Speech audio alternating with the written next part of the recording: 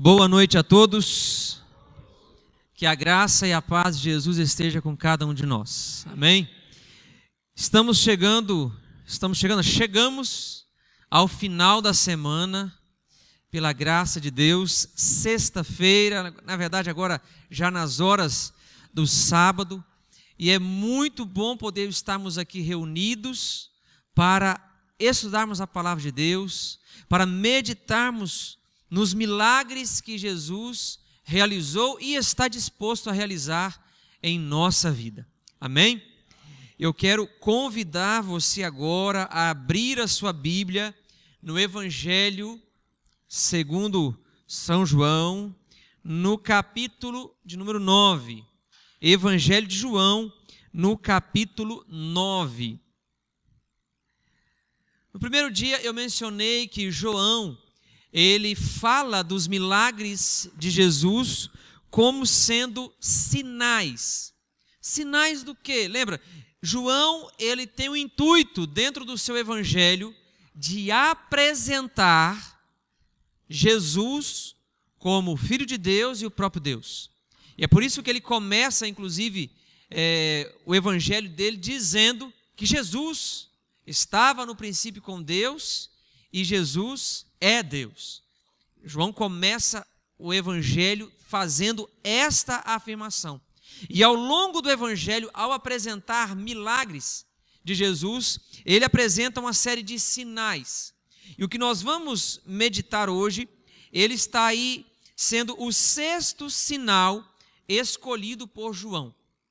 Este milagre é o sexto sinal que João apresenta em seu evangelho. E este milagre, como no início eu disse, que nós meditaríamos naqueles que são considerados, digamos, os maiores milagres de Jesus. E este milagre, ele é um milagre de suma importância, porque tem alguns elementos cruciais para nós aqui neste relato. Ele é um relato bem extenso, nós não vamos ler versículo por versículo de todo o relato, porque ele perfaz todo o capítulo 9, são aí 41 versículos, toda a história do milagre. Mas nós vamos ler aí a partir do versículo 1.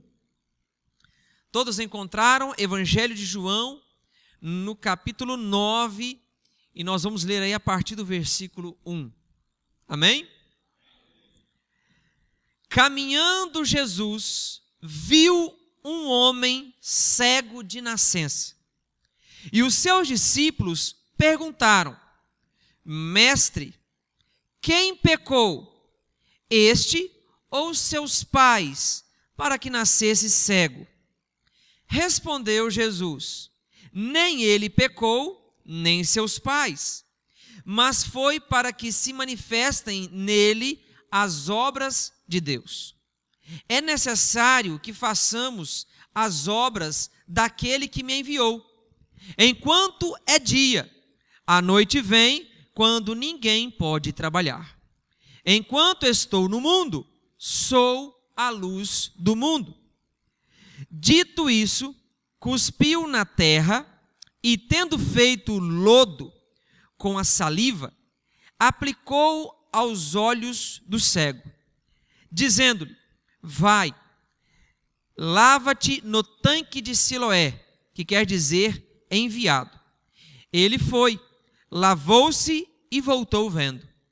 Então os vizinhos e os que dantes o conheciam de vista como mendigo perguntavam: Não é este o que estava assentado pedindo esmolas? Uns diziam: É ele. Outros: Não, mas se parece com ele. Ele mesmo, porém, dizia: Sou eu. Perguntaram-lhe, pois: Como te foram abertos os olhos? Respondeu ele: O homem chamado Jesus fez lodo, untou-me os olhos e disse-me: Vai ao tanque de Siloé e lava-te. Então fui, lavei-me e estou vendo. Disseram-lhe, pois: Onde está ele? Respondeu: Não sei. Mantenha sua Bíblia aberta aí, porque nós vamos voltar ao capítulo em algum momento. Mas olha que relato interessante, um cego. Mas aqui não era um cego que havia se tornado cego por alguma doença que o afligiu, algum acidente, mas a Bíblia é clara em dizer que ele nasceu cego, era um cego de nascença. Alguém que nunca tinha visto a luz do dia, nunca havia visto o rosto de seus pais. E agora ele tem um encontro com Jesus. É interessante aqui, fazemos uma comparação, porque aquele homem, o problema dele era desde o nascimento. Acontece, queridos, que o problema da humanidade, o problema que de fato Jesus veio solucionar da humanidade, a partir do pecado de Adão e Eva, se tornou um problema que, ao nascermos, nós já nascemos com ele. Quando nós nascemos, nós já nascemos com a tendência para o pecado e fadados à morte. Quando nós nascemos, nós já começamos, na verdade, a morrer. Cada dia que passa, um dia menos. Estamos sujeitos à morte. Agora veja, Jesus agora tem um encontro com aquele homem que tinha um problema desde o seu nascimento. Uma cegueira. E este problema, ele trouxe uma série de outros problemas para a vida daquele homem.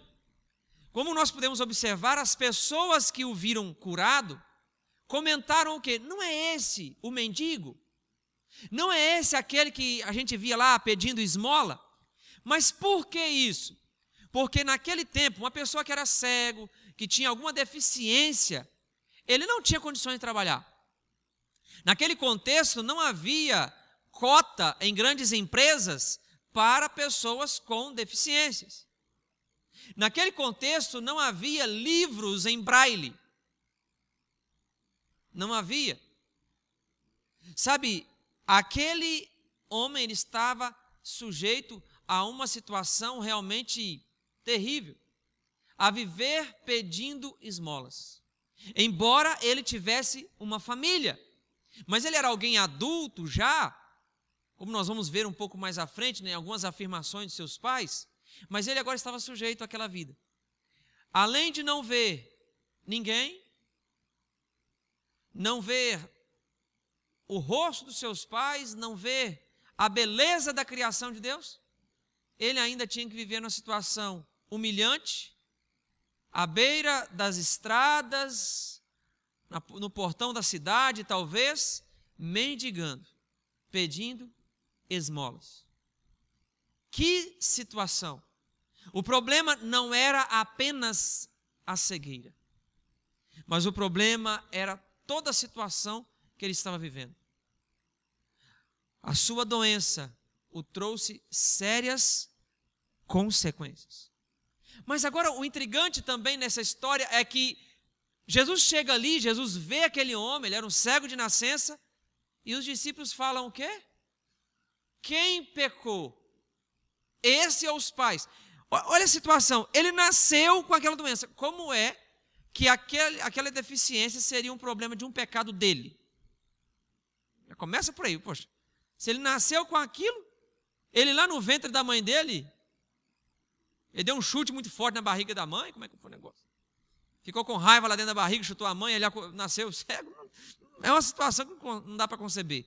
Agora, com base na outra afirmação, e os pais pecaram. Aqui vem de uma tradição que o pecado ele traz consequências e tal para todas as gerações, e às vezes o filho nasce com um problema porque é culpa dos pais. É interessante que esse pensamento, ele, embora seja um pensamento antigo, antiquado, mas infelizmente ele ainda surge nos dias de hoje. Sabe, as pessoas olham para a situação de um determinado jovem e tal, e já culpam logo os pais. E sabe, tem pai que se culpa às vezes porque criou o filho, fez de tudo para o filho, mas o filho se desviou do caminho de Deus. E fica pensando, será que a culpa é minha? Fica se culpando. Nós somos chamados como os pais a fazermos a nossa parte, a ensinar a criança, fazemos o nosso melhor, mas também ela tem as suas escolhas. Mas veja, nós também temos um problema, a humanidade tem um problema. Atribuir alguns problemas, algumas doenças, algumas enfermidades, alguns conflitos em nossa vida como fruto do pecado. Olha para Jó. Quando Jó caiu na miséria, os amigos dele chegaram para ele e falaram o que para ele? Parafrasear o que eles disseram. Olha, Jó, você cometeu algum pecado grave. Você está sofrendo isso aí porque você pecou.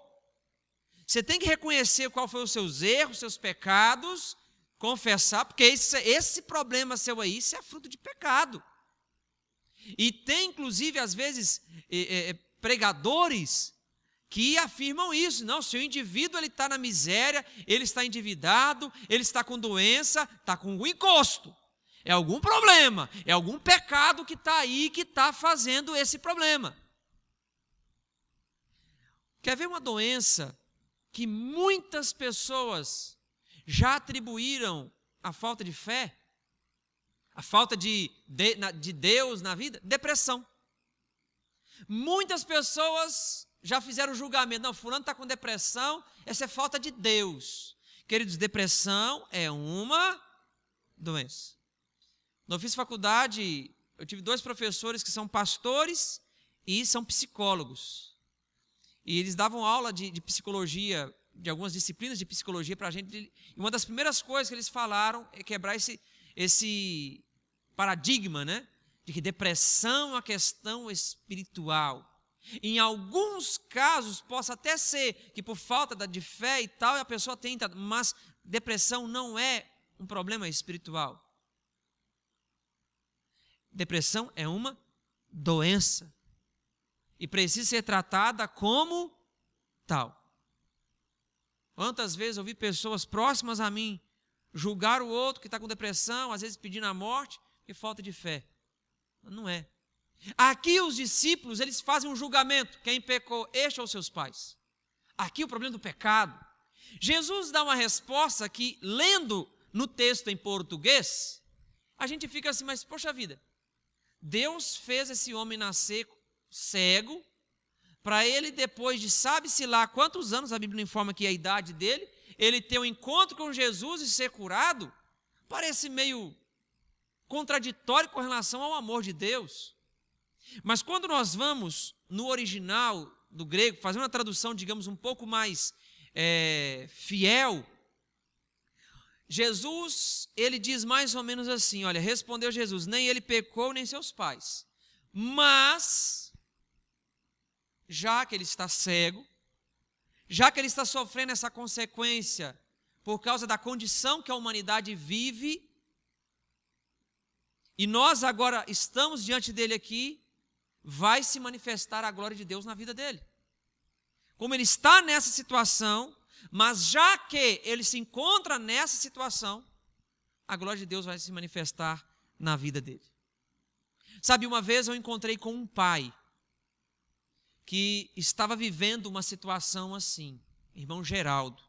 O irmão Geraldo estava com o seu filho, internado na UTI do Hospital São Paulo, lá da cidade onde eu morava, em Muriaé, Minas Gerais. O Hernani, ele havia sido internado em novembro, se não me falha a memória, de 2011, com algumas dores. E um pouco antes disso, em setembro, se não me falha a memória, o seu filhinho havia nascido, necessitou de UTI neonatal e ficou 2 meses na UTI, o filhinho dele. E quando o filhinho dele estava recebendo alta, ele sentiu dores lá, foi para o hospital, rapidamente o quadro dele piorou e ele é quem foi agora para a UTI. E quando eu encontrei com o irmão Geraldo, do lado do Banco do Brasil, lá na minha cidade, nunca esqueço desse momento, ele estava lamentando aquela situação. O Hernani estava 2 meses também já na UTI, mesmo tempo que o filho ficou.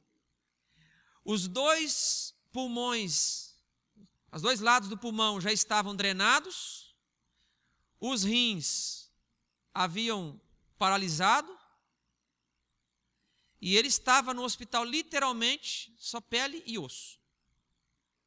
Depois eu posso até compartilhar no grupo lá um vídeo de quando ele recebeu alta no hospital. E ele já estava com a traqueostomia, né? Aquele buraquinho que faz aqui para poder passar a respiração, alimento e tal. E o irmão Geraldo me encontrou e conversando comigo, ele falando assim, Niltinho, chamava de Niltinho. Que pecado eu cometi ou meu filho cometeu para ele estar sofrendo tanto? Não pôde nem pegar o filhinho dele no colo, o grande medo, vai que morresse e ainda não tivesse nenhum privilégio de pegar o filhinho. E eu me lembrei exatamente deste relato. Eu disse, irmão, você está falando isso? A mesma coisa que os discípulos falaram para Jesus, e lembra o que Jesus disse? Que a glória de Deus iria se manifestar, e a glória de Deus se manifestou na vida do Hernani. Naquela mesma semana ali que eu tive aquela conversa com o irmão Geraldo, o médico, um dos médicos lá resolveu dar uma injeção de adrenalina no Hernani. A adrenalina não cura ninguém. Não foi a adrenalina que curou ele. Mas ele deu uma injeção de adrenalina no Hernani, e com pouco tempo começou a responder, e com poucos dias, questão de pouco mais, uma semana, o quadro dele reverteu de uma forma extraordinária. Segundo a família disse, os médicos já haviam dito até antes disso, dito para a esposa assim, se você acredita em Deus, pede a Deus para dar o descanso para o seu esposo, que cura ele não tem mais jeito não. Mas Deus reverteu o quadro dele. E literalmente foi para a glória de Deus, porque o Hernani saiu, e no dia 29 de janeiro de 2012, foi meu último domingo na minha igreja, antes de eu viajar para ir para a Bahia fazer teologia. Era o casamento do Emerson, irmão dele, e eu me recordo como se fosse hoje, eu estava na sonoplastia, a sonoplastia era um local mais elevado, quando eu vi o Hernani entrando e se assentando no penúltimo banco da igreja, ao lado de sua esposa e com o bebezinho no colo. Que emoção foi aquele momento, ver aquela cena. A glória de Deus se manifestou. Inclusive, ele escreveu uma música.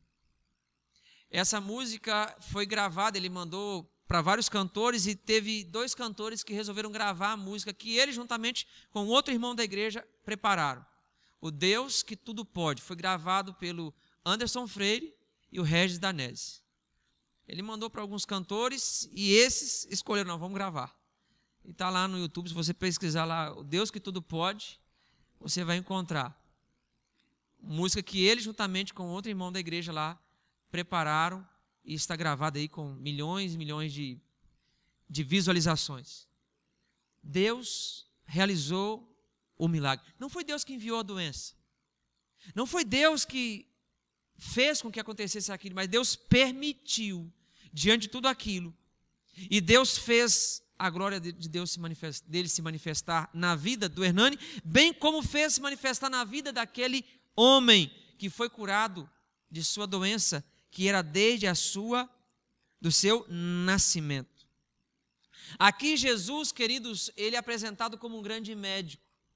E Jesus, ele é esse grande médico. Lá no versículo 32, quando este homem, ele é interrogado pelos fariseus. Esse homem traz uma afirmação que é meio que um tapa de luva no rosto daqueles fariseus. Ele diz assim, versículo 32, desde que há mundo, jamais se ouviu que alguém tenha aberto os olhos a um cego de nascença. Os fariseus começaram a indagar ele e tal, e ele falou, olha, vocês já viram alguém curar um cego de nascença? Pois agora vocês estão vendo. E é interessante que o milagre ele foi tão grandioso que as pessoas viam aquele homem e pensavam, não, acho que não é ele não.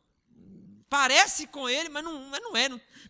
Eles não conseguiam imaginar como que alguém que havia nascido cego pudesse de fato voltar a ver. Com isso nos mostra, querido, que Jesus é o Deus do impossível. Sabe, quando aquilo que nós olhamos, aquilo que nós estamos passando parece impossível, Quando nós nos deparamos com situações que não temos mais solução, é uma doença que aos olhos humanos é incurável, é uma dívida que você olha para a dívida, você olha para o seu salário, você não planejou aquilo, você não quis aquilo, mas agora você está gerando uma situação e você pensa, é impossível resolver esse problema. Lembra o que Deus disse para Abraão? Lembre agora o que Deus fez com esse homem. Acaso há algo impossível para Deus? Aqui, queridos, há um detalhe também. Jesus, ele é um médico, dos médicos. Só que da mesma forma que quando você vai num médico, o médico dá um remédio. Você vai dar certo se você obedecer ao médico e fizer o tratamento. Jesus aqui, embora o que curou aquele homem não foi aquele lodo, aquele barro, né, que Jesus fez, mas Jesus aqui, ele desafia aquele homem. O milagre, ele acontece ali basicamente em 2 momentos. Quando ele crê, começa o milagre. Aquele homem obedeceu à ordem de Jesus. Eu fico imaginando que talvez ao longo da vida dele, algumas pessoas possam ter tentado o enganar, prometendo cura de alguma forma, porque não importa qual doença, sempre vai aparecer alguém dizendo que a cura está em alguma coisa. E provavelmente, talvez, aquele homem passou por essa situação, mas agora chega Jesus. Jesus ali faz um barrinho, com cuspe, né, com saliva. A Bíblia usa a expressão, cuspiu na terra. Fez o barro, colocou no olho dele. Talvez alguém olhou assim, mas que situação. E colocou no olho e falou, vá e lave-se no tanque de Siloé. O poder não estava naquela água, o poder não estava naquele barro. O poder estava na fé. A fé, queridos, ela é seguida de algo muito especial. A fé, ela é seguida da obediência. Se aquele homem não obedecesse à ordem de Jesus, ele estaria manifestando fé? Querido, se tem algo que nós manifestamos a fé, é por meio da obediência. Alguém que diz que tem fé em Deus e é desobediente, eu não sei aonde está a fé dessa pessoa. A fé nos leva, de fato, a obedecermos ao assim diz o Senhor, à vontade de Deus. E a fé daquele homem fez ele caminhar até o tanque de Siloé. E ali lavar seus olhos, tirar aquele lodo. E quando alguém possivelmente talvez o levou até lá, ou ele foi ali tateando e chegando até o local, mas ele chega ali, ele faz um esforço para chegar àquele local. E eu fico até mesmo imaginando que outras pessoas viram Jesus fazendo aquilo. E talvez algumas pessoas ao longo do caminho, você vai fazer isso mesmo, cara? Você está acreditando que esse negócio vai dar certo? Porque na verdade, Jesus manda ele se lavar, mas Jesus não falou, olha, você vai lavar e você vai ser curado, não. Apenas o texto diz, vai, lava-te no tanque de Siloé. Só isso. Não informa que ele falou, você vai lavar e você vai enxergar. Mas ele entendeu o que Jesus queria fazer na vida dele. E sem ter recebido a promessa de cura, ele confiou. Ele foi obedecendo a ordem de Jesus. E quando ele foi, lavou-se, o milagre veio. Há pessoas que querem receber o milagre de Deus, mas não estão dispostos a serem fiéis a Deus. Há pessoas que querem receber a bênção de prosperidade, mas não são fiéis a Deus, nem com o dízimo, que é uma parte pequena que Deus pede. Ah, mas eu tenho muitas dívidas e tal, mas como é que você quer receber milagre não sendo fiel a Deus? Aí fica difícil.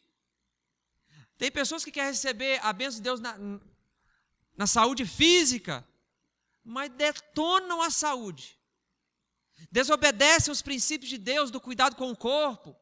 mas querem receber o milagre, querem receber a bênção. Queridos, o milagre, a bênção de Deus, ela vem para aquele que crê, que tem fé, e a fé o leva à fidelidade a Deus.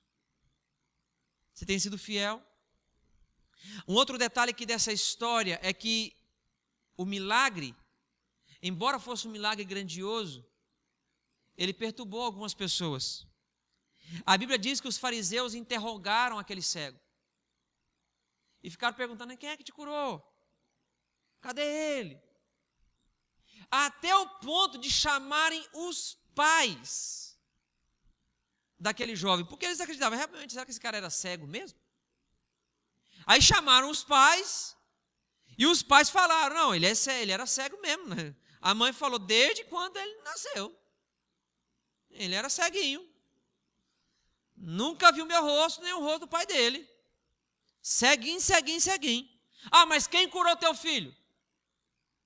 E aqui a Bíblia nos mostra que eles tiveram medo. Por quê? Porque quem afirmasse o poder de Jesus, quem acreditasse no poder de Jesus, era expulso da sinagoga. E ser expulso da sinagoga traria sérias consequências. Dificuldade para comprar, para vender, para se negociar ali, para ser bem aceito nos lugares. Não, fulano ali foi expulso da sinagoga. Era uma situação realmente humilhante. E eles então ficaram com medo. Esses pais aqui fracassaram, falharam. E quando eles foram interrogados, lá no versículo 21, diz assim: pergunta para ele. Ele já tem idade para te responder.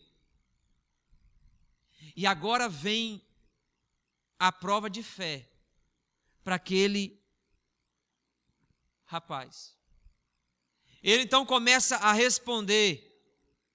Olha, se é pecador, no versículo 25, falando a respeito de Jesus, se é pecador, não sei, uma coisa eu sei, eu era cego, agora vejo.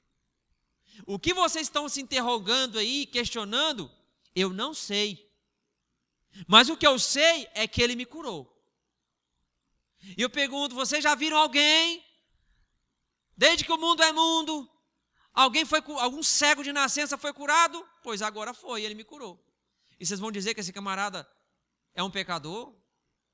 Não vem da parte de Deus? Ele afirma categoricamente a fé em Jesus ali. E o que acontece? No versículo 34, diz assim: mas eles retrucaram: tu és nascido todo em pecado, e nos ensina a nós? E o expulsaram. Eles falaram assim: não, você segue Jesus, nós seguimos Moisés. Aí ele: interessante, vocês seguem Moisés e nunca foram capazes de curar ninguém. Mas ele foi, mas Jesus foi. Aqueles homens, na verdade, não seguiam Moisés. Eles seguiam uma série de leis e tradições que os seus descendentes haviam criado acima da Bíblia. Como eu já citei aqui nessa semana. Esse milagre aqui aconteceu num dia de sábado também. Pelo menos 7 milagres Jesus realizou no dia de sábado. Fazer um milagre no sábado não era pecado, assim como fazer o bem ao próximo no dia de hoje não é pecado. Era pecado para os fariseus porque estavam nas leis orais que eles haviam estabelecido. A tradição havia estabelecido. Não podia escrever mais do que 2 linhas, caminhar mais do que 1 quilômetro. Havia colocado o sábado como um fardo. E Jesus, como o Senhor do sábado, ele vem e realiza milagres nesse dia para mostrar que ele também é o Senhor do sábado. Para mostrar que o sábado é o dia de fazer o bem. E queridos, aqueles homens expulsaram aquele rapaz da sinagoga. Aquilo que os pais temiam, o filho estava disposto a sofrer. Afinal de contas, ele já não entrava antes mesmo na sinagoga. Ele entrou agora porque estava enxergando. Antes ele era só um mendigo. Agora não, agora ele estava vendo. E ele era testemunha do milagre de Deus. E depois, agora o versículo 35, do capítulo 9.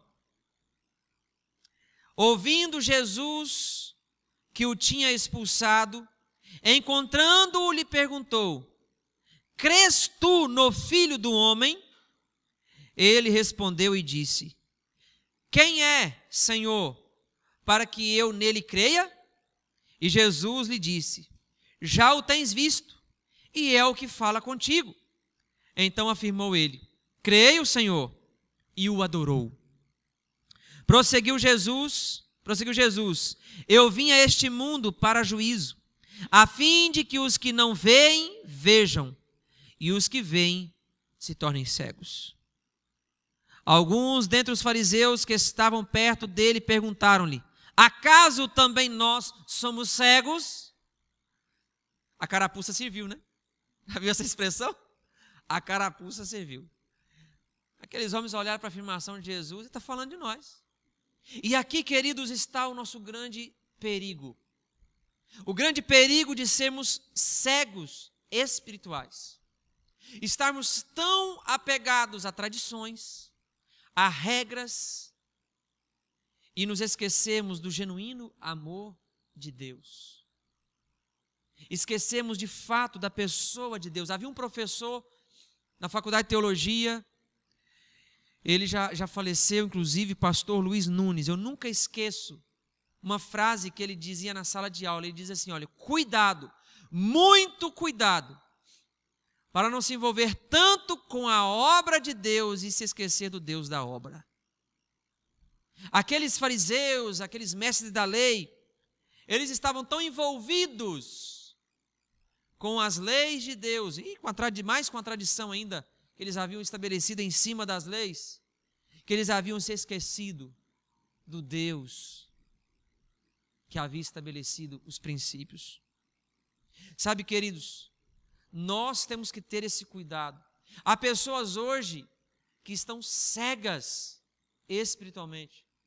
Há pessoas hoje que você chega para pregar o evangelho e diz: não, eu nasci nessa religião, eu cresci assim, eu vou morrer aqui.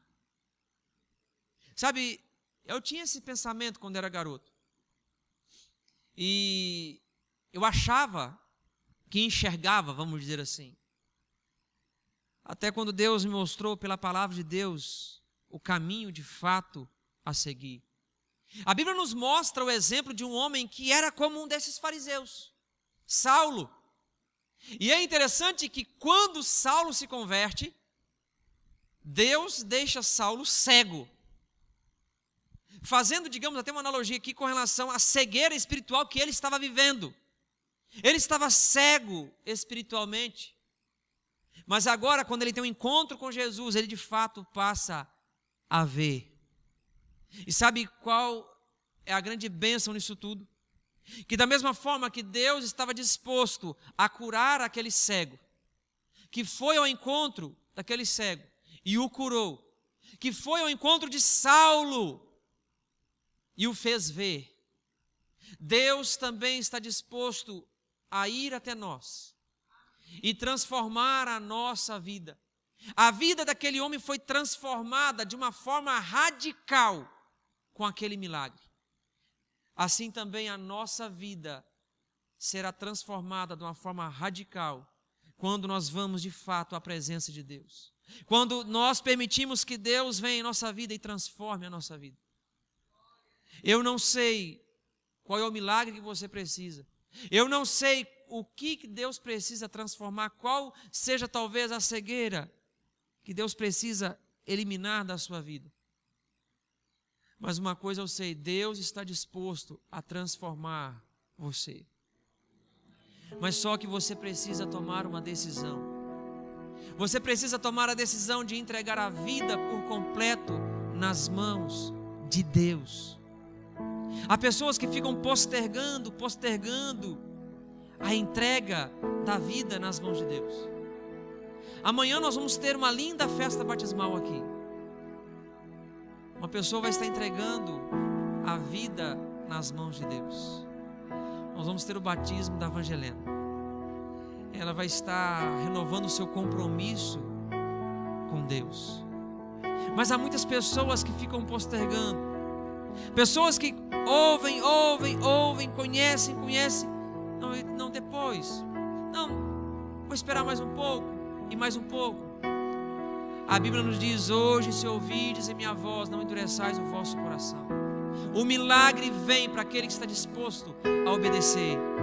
Aquele rapaz, ele esteve disposto a confessar Jesus publicamente.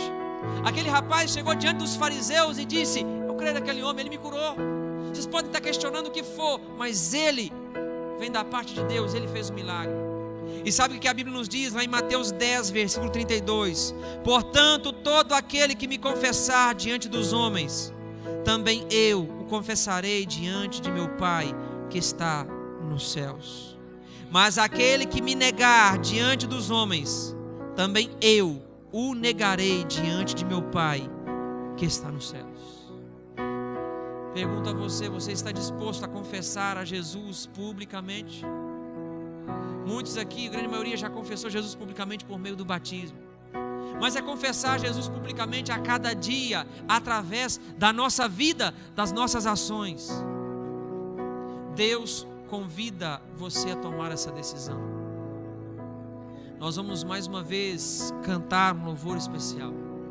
E se você deseja confessar Jesus publicamente, enquanto o louvor é cantado, eu convido você a se colocar de pé. Mas apenas se você deseja confessar Jesus publicamente.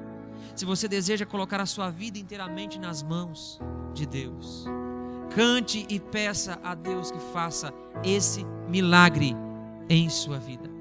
Amém? Vamos adorar o nome do nosso Deus.